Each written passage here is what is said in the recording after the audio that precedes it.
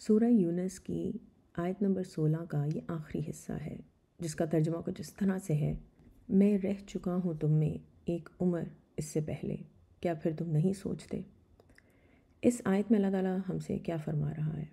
قرآن شریف کو سمجھنے کے لیے، اس کے باطنی مفہوم کو جاننے کے لیے، قرآن شریف سے اپنا تعلق جوڑنے کے لیے، اور خاص کر اتصال النبی صلی اللہ علیہ وسلم کے لیے کہ ہمارا رابطہ حضور پاک صلی اللہ علیہ وسلم سے ہر وقت ہر لمحہ قائم رہے، اس کے لیے بہت ضروری ہے کہ ہم لوگ قرآن شریف کو سمجھیں، قرآن شریف کے باطنی مفہوم کو جانیں۔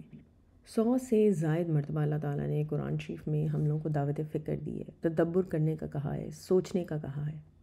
اسی سلسلے میں قرآن کے روحانی معنی جاننے کے لیے کچھ کلاسز ہو رہی ہیں۔ آپ لوگوں میں سے جو بھی ان کو جوائن کرنا چاہے، آپ لوگ مجھے واٹس ایپ پر میسج کریں۔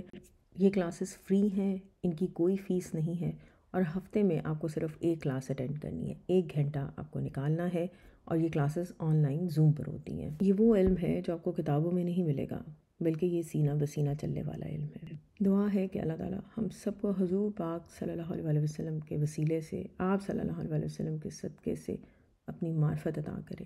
آمین ثم آمین۔